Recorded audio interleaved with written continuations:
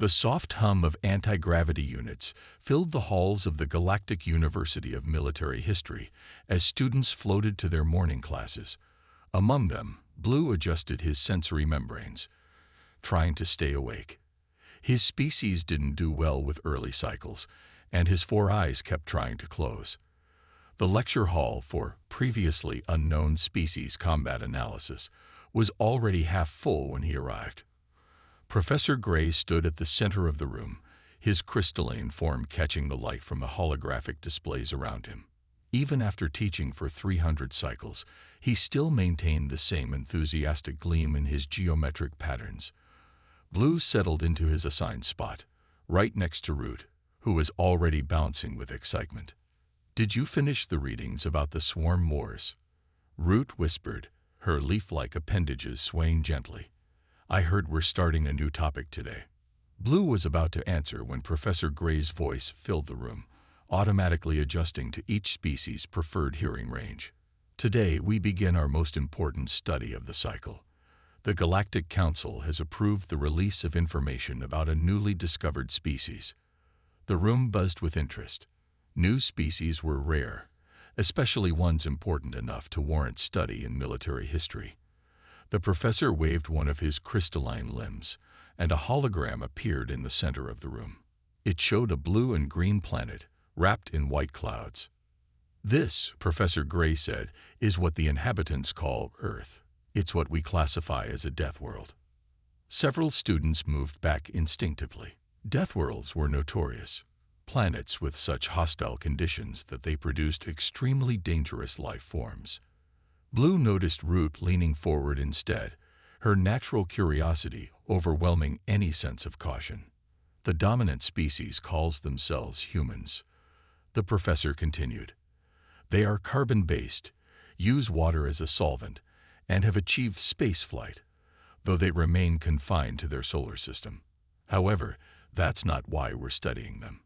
The hologram changed to show a human figure. It looked unimpressive to Blue. Just 2 arms, 2 legs, and a single head with 2 front-facing eyes.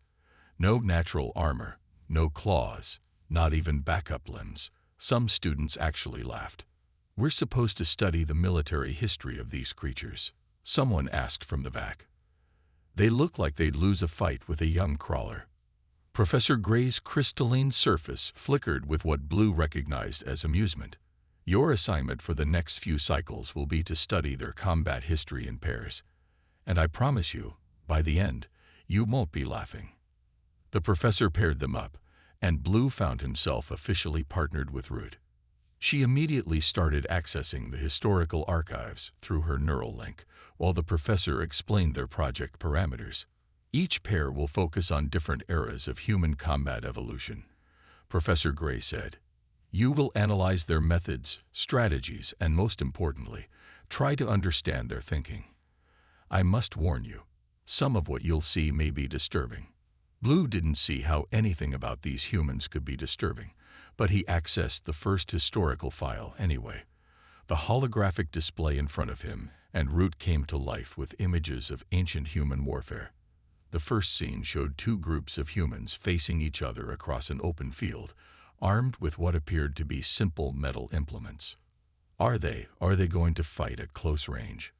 Root asked, her leaves trembling slightly. "With physical weapons." Blue adjusted his visual receptors, sure he must be missing something. But no, the humans were actually running toward each other, seemingly intent on making physical contact. It went against everything he knew about civilized combat. The more they watched, the more fascinated they became. These humans didn't just fight at range with projectiles like most species. They didn't rely solely on technological advantages. They fought up close. They fought dirty. They fought with a determination that made Blue's exoskeleton tingle. "Look at their faces," Root whispered, zooming in on one of the warriors. "They know they can die, but they're attacking anyway. How can they do that?" Professor Gray floated by their station, his crystalline form pulsing with approval. "That, students, is exactly the kind of question you should be asking. These humans don't just fight for resources or territory like most species. They fight for ideas, for beliefs for others. And that makes them very, very interesting. Blue and Root spent the rest of the class period diving deeper into the earliest records of human warfare. With each file they opened, their initial dismissal of these soft, seemingly weak creatures began to fade. By the time the class ended, both of them were too engrossed in their research to notice most of their classmates leaving. "I think," Root said slowly, her leaves now perfectly still in concentration, "we're going to learn a lot more from these humans than we expected." Blue nodded, all four of his eyes fixed on the battle scene still playing out before them. He had a feeling this assignment was going to change everything they thought they knew about combat, civilization, and what it meant to be considered an advanced species. Blue stared at the holographic display with all four eyes wide open, his usual sleepiness completely forgotten. Next to him, Root's leaves trembled as they watched ancient human warriors clash in formation. The sound of metal striking metal filled their private study pod, and neither of them fought to turn it down. "They call this a phalanx," Root said, her voice filled with wonder. "Look how they move together, like they share one mind." The hologram showed rows of humans moving as one unit, their shields overlapping, spears pointing forward like the deadly spines of a space whale. Blue's analytical mind was racing. But the spears are so simple, just sharpened metal on sticks. Our kind had already developed plasma weapons by the time we fought our first wars. He paused the hologram and zoomed in on a soldier's face. Yet look at their efficiency. The formation, the discipline. Their research pod filled with new images as they dug deeper into Earth's ancient combat history. Romans with their short swords and rectangle shields, moving with incredible precision. Mounted warriors called knights, covered in metal armor, charging across battlefields. Archers releasing clouds of arrows that darkened the sky. "Professor Gray," Root called out as their teacher floated past. "We don't understand something about these humans." The crystalline being paused, his surface catching the light from their displays. "Yes. Our species, like most others, developed ranged weapons before we ever considered fighting wars. It was logical, safer." Blue gestured at the battle scenes. "But humans, they fought up close, personally, for thousands of years. Why?" Professor Gray's surface rippled with what they recognized as a smile. "Perhaps you should consider their planet's classification. What makes Earth a death world?" Root's leaves perked up. High gravity, extreme temperature variations, diverse predators, constant natural disasters. "Exactly," Professor Gray said. "These humans evolved in an environment that tried to kill them every day. They learned to fight everything up close. Animals, nature, each other. They didn't have the luxury of developing technology first." The professor left them to ponder this, and Blue pulled up more combat footage. They watched as humans adapted their weapons and tactics across centuries. Spears became longer, swords became stronger, armor grew more complex. But one thing remained constant. Humans never lost that ability, that willingness to fight face to face. "Look at this," Root said, pulling up a new file. "Something called martial arts." They turned combat into an art form, a way of life. The hologram showed humans practicing complex movements, using their bodies as weapons.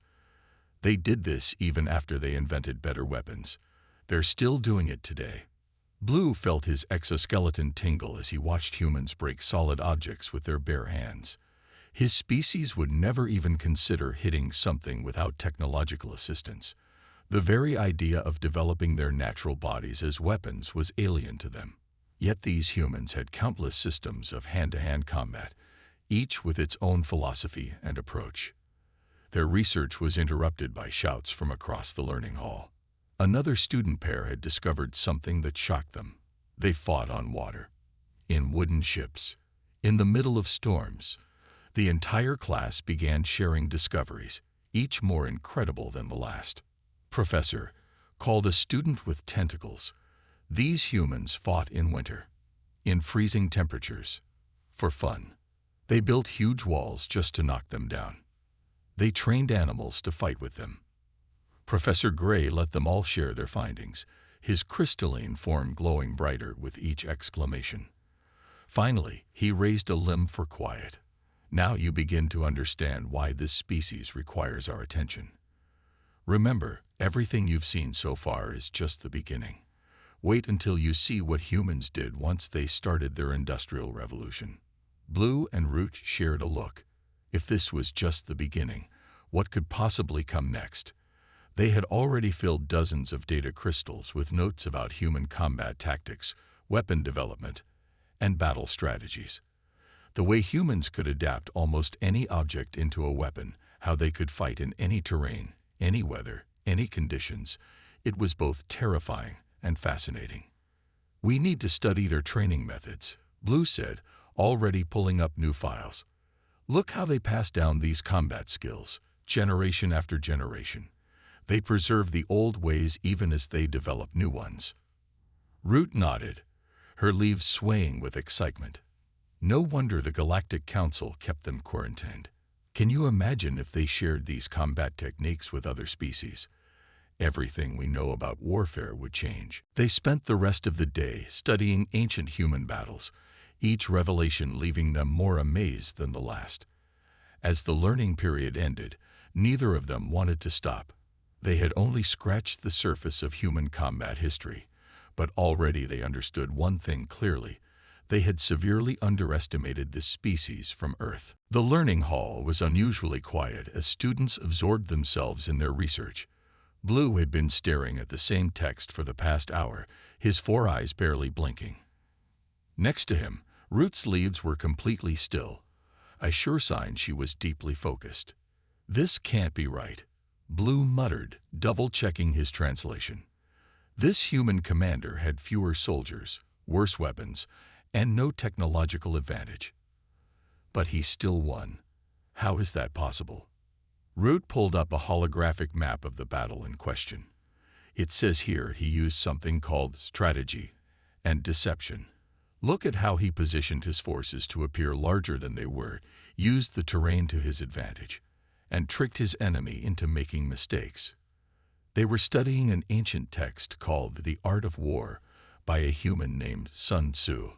Unlike the technical manuals and combat protocols they were used to, this was different. It talked about winning battles without fighting, about knowing your enemy better than yourself, about using the mind as the greatest weapon.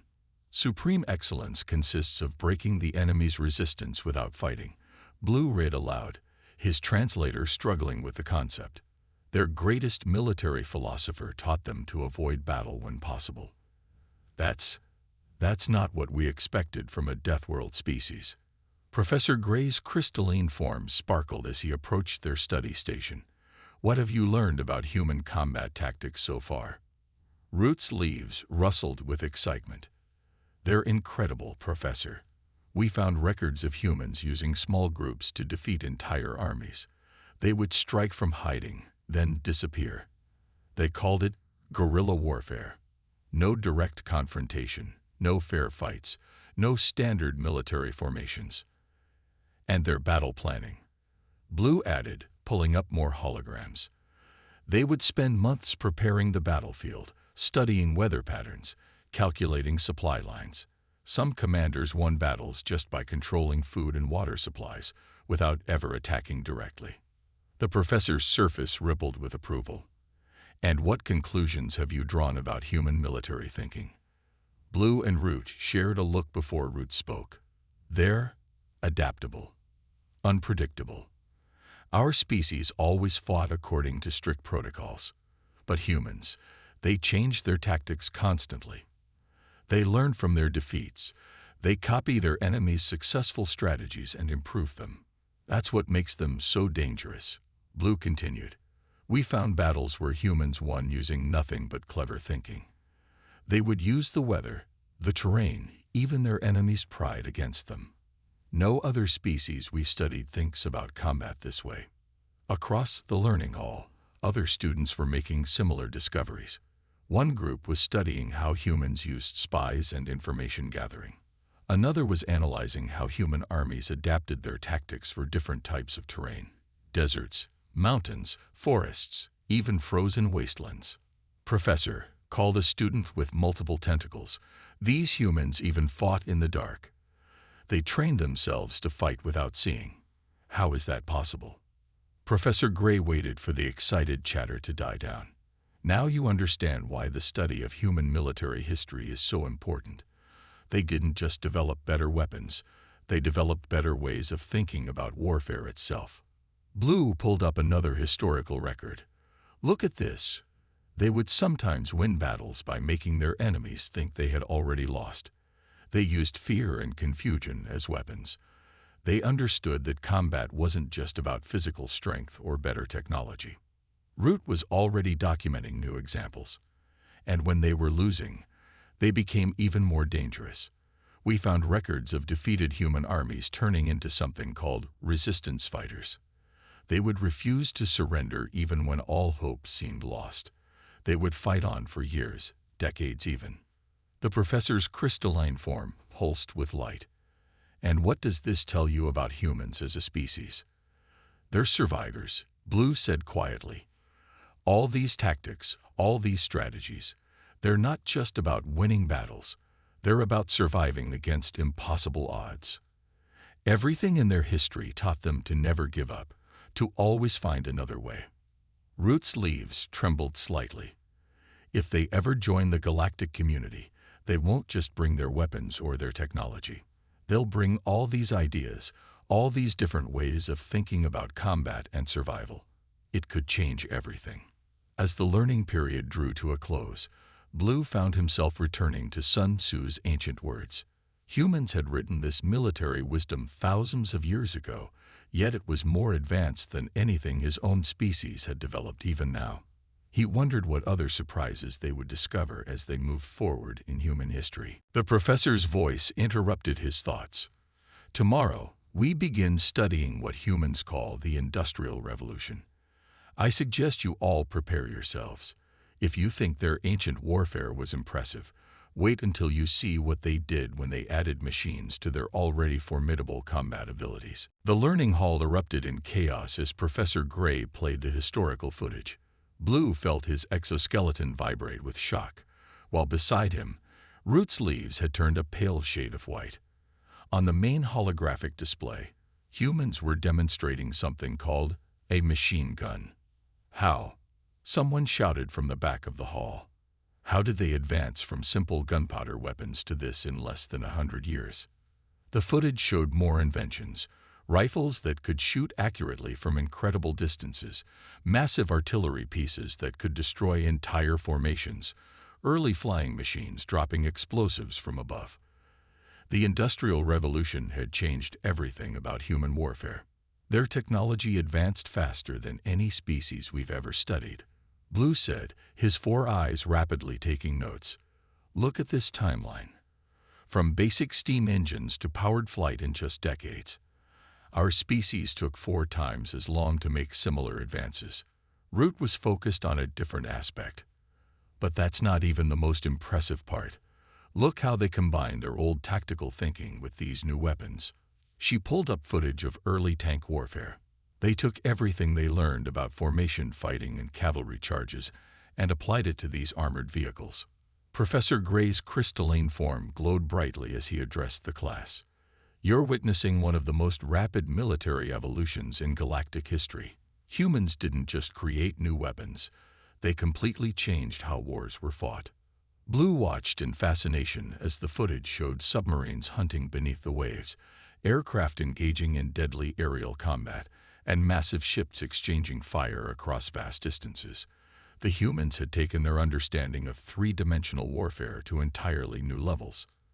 But Professor called out a student with gill-like sensory organs. Didn't this rapid advancement frighten them? Most species would have slowed down, put in safety measures. The professor's surface rippled with what might have been amusement. Humans had a different response to the destructive power of their new weapons. Instead of slowing down, they developed even more sophisticated tactics and countermeasures. Root pulled up new files showing the development of military logistics during this period. Look at this. They created entire systems just to move and supply their armies. They use their industrial capacity to fight wars on a scale we've never seen before. And they kept their old skills too, Blue added, displaying footage of soldiers still training in hand-to-hand combat and battlefield tactics. Even with all this technology, they never forgot the importance of individual combat abilities. Most species would have abandoned those skills completely. The learning hall fell silent as Professor Gray displayed footage from what humans called World War I. The scale of industrial warfare shocked even the most prepared students. Trenches stretching for thousands of kilometers, millions of soldiers fighting with machines, weapons that could kill from beyond visual range. "This can't be right," one student muttered. "Our historical records show that most species stopped having large-scale wars once their weapons became this deadly. The risk was too high." "Humans are different," Blue said, his voice filled with a mix of horror and admiration. "They didn't stop. They adapted. Look at these battle plans. They learned to combine all their new weapons into coordinated attacks. Aircraft, artillery, armor, infantry, all working together." Root's leaves trembled as she studied the casualties figures. The destructive power is terrifying, but look at their resilience. Even after battles that would have made our species surrender, they kept fighting, kept innovating. Professor Gray moved through the hall, observing their reactions. "And what do you think happened after this period? Did humans finally decide their weapons were too dangerous?" The class fell silent, processing everything they had learned. Blue was the first to speak. "They kept going, didn't they? These weapons, this industrial warfare, it was just the beginning." "Correct," the professor said, his crystalline form pulsing with light. "Tomorrow, we'll study what humans call modern warfare. And I must warn you, if you think this period was impressive, wait until you see how humans fight today." As the learning period ended, Blue and Root stayed behind, still processing what they had learned. "I understand now," Root said quietly, "why the Galactic Council is so interested in humans. We're not just studying their history. We're studying our possible future," Blue finished. "If humans join the galactic community, everything we know about warfare will change again." The entire class sat in stunned silence as they watched the footage of a nuclear explosion. The mushroom cloud rose into the sky, its massive scale made clear by the holographic display. Blue's exoskeleton had turned a pale shade of gray, while Root's leaves had completely stopped moving. "They developed atomic weapons," Professor Gray said quietly. "And then they did something unprecedented. They chose not to use them again in war." "I don't understand," said a student with crystalline features similar to the professor's. "Why would they stop? Most species would have used such powerful weapons to dominate their world." The professor's surface rippled thoughtfully. "Because humans learned something many species never do. Sometimes the most powerful weapons are best used by not using them at all." Blue accessed more recent military records, showing modern combat footage. "Look at this. Instead of relying on pure destruction, they developed precision weapons, smart bombs, guided missiles, drones that can hit specific targets. And their special forces," Root added, pulling up training footage of human elite military units. "They can fight in any environment: Arctic, desert, jungle, underwater. They combine advanced technology with incredible physical training." The holographic displays showed humans fighting in ways that seemed impossible. Soldiers jumping from high-flying aircraft, operating in complete darkness with night vision, using sophisticated communications to coordinate complex attacks. "Their combat doctrines are unlike anything we've seen," Blue noted, displaying tactical data. "They don't just focus on winning battles. They think about winning peace.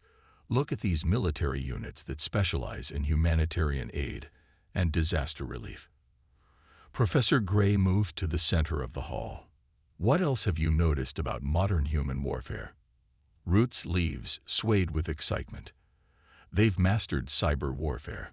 They can fight battles without firing a single shot, disrupting communications, gathering intelligence, protecting critical infrastructure. And their space capabilities, another student added. Satellites for surveillance, communication, and navigation. They've turned Earth's orbit into a strategic domain. The professor nodded, his crystalline form catching the light. But what truly sets humans apart in modern warfare? Blue thought for a moment before answering. Adaptability. They keep all their previous combat knowledge while developing new techniques.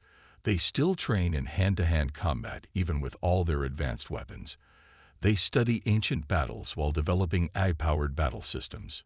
Root displayed footage of modern military exercises.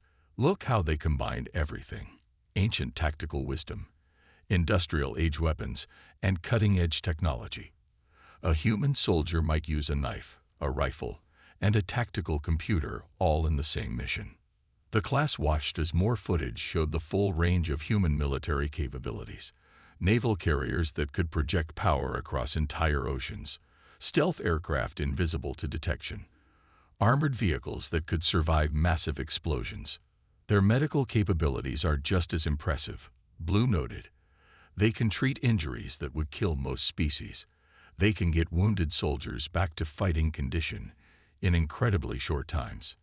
Professor Gray's surface pulsed with approval. And what conclusions can we draw about humans as a military force? Root's leaves trembled slightly. They're probably the most dangerous species we've ever studied. Not because they have the most advanced weapons, but because they never stop learning, never stop adapting. And they work together in ways we've never seen, Blue added. Their modern military forces combine different specialties seamlessly. Air Force, Navy, Army, Space Force, all coordinating in real time. Most species can barely get two branches to cooperate. The professor moved through the hall, observing their reactions. Tomorrow, we'll discuss the implications of human military capabilities for the galactic community. But first, consider this. Everything you've seen is what humans developed while thinking they were alone in the universe. Imagine what they might achieve once they joined the galactic community. As the learning period ended, Blue and Root stayed behind, still processing what they had learned. You know what scares me most, Root said quietly. We've only seen their military capabilities. We haven't even studied their civilian technology, their scientific advances, their space exploration efforts. Blue nodded, all four eyes focused on the last images of human combat operations. Maybe that's why the Galactic Council kept them isolated for so long. They weren't waiting for humans to advance enough to join us. They were waiting for the rest of the galaxy to advance enough to handle them. Root finished. The mood in the learning hall was tense as Professor Gray's crystalline form glowed brighter than usual. Blue and Root, along with their classmates, knew something important was about to happen. The professor had called an emergency session, breaking their usual schedule. Today's class will be different, Professor Gray announced. The Galactic Council has made a decision about Earth. But first, I want each group to present their final analysis of human military capabilities. Blue and Root exchanged glances before Root's leaves raised confidently. Professor, after studying their combat history, we believe humans must be reclassified. They're not a primitive species at all.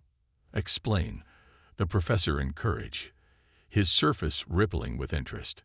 Blue activated their research display. Look at their space program. While we thought they were just taking their first steps into orbit, they were actually preparing for much more. The hologram showed various human space achievements: satellites, space stations, lunar missions, Mars rovers. But that's not all, Root added. They've already detected signs of alien life. Look at these classified military files. They have protocols for first contact, space combat scenarios, and planetary defense systems. The class buzzed with nervous energy. A student with multiple eye stalks spoke up. They're also developing weapons for space warfare. We found designs for orbital defense platforms, space-based interceptors, and anti-satellite weapons. Professor Gray moved to the center of the hall. And what do you think would happen if we initiated first contact today? They're ready for us, Blue said firmly. These humans, They've spent decades preparing for both peaceful contact and possible conflict. They've made thousands of stories about meeting aliens, explored countless scenarios. They're mentally prepared for our existence. Root displayed more data. They've even theorized about most of our actual technology. Look at their science fiction. They've imagined faster-than-light travel, energy weapons, even some concepts close to our actual defensive shields. The professor's crystal structure pulsed with approval. And their current space military capabilities. A student with tentacles raised 3 of them. They can shoot down satellites, track objects the size of a small debris across their entire solar system, and their space stations can be converted for military use if needed. But here's what's really interesting. Blue added, pulling up more files. They're developing technologies that could easily be adapted for space warfare. Their drone systems, cyber warfare capabilities, and AI battle management systems could all be modified for space combat. Professor Gray's form sparkled intensely. Now I can share the Council's decision. Humans will be contacted within the next planetary rotation of their world. The announcement caused chaos in the learning hall. Students began talking all at once, their various appendages moving in excitement or concern. But Professor, Root said, her leaves trembling, why now? Why not wait until they develop more space capabilities? The professor's surface rippled with what seemed like amusement, because students were not making contact to evaluate their readiness. We're making contact because we need them. Blue's 4 eyes blinked in surprise. Need them? For what? The swarm, a student whispered, and the hall fell silent. Everyone knew about the hostile species approaching from the galactic rim, a threat unlike anything the Council had faced before. Professor Gray nodded. Humans have something no other species has, an unbroken history of combat evolution, from stick weapons to space-age technology. They understand warfare in ways we never could. Their military thinking, their tactical flexibility, their ability to adapt and improvise, these are exactly what the galaxy needs. Root's leaves had turned a deeper shade of green. You mean this whole class was part of the preparation? The professor finished. The Council needed to understand human military capabilities before making contact. Your research, your analysis, it's all been part of the first contact preparation. Blue studied the human combat footage they'd collected over their learning periods. They won't just join the galactic community, will they? They'll change it. Their military knowledge, their combat techniques, their way of thinking about warfare, it will transform everything. Professor Gray's crystalline form pulsed with solemn light. Exactly. And that's why tomorrow's final class is the most important of all. We'll be discussing not just how to approach humans, but how to help the rest of the galaxy prepare for their arrival. As the emergency session ended, Blue and Root stayed behind, watching Earth's hologram rotate slowly in the center of the hall. Do you think they're ready to meet us? Root asked quietly. I think, Blue replied. The real question is, are we ready to meet them? Blue stood at the observation window of the diplomatic vessel, watching Earth grow larger as they approached. After all their studies, after all their preparations, the moment of first contact was finally here. Root floated beside him, her leaves gently swaying in the ship's artificial atmosphere. It's hard to believe we're actually here, Root said softly.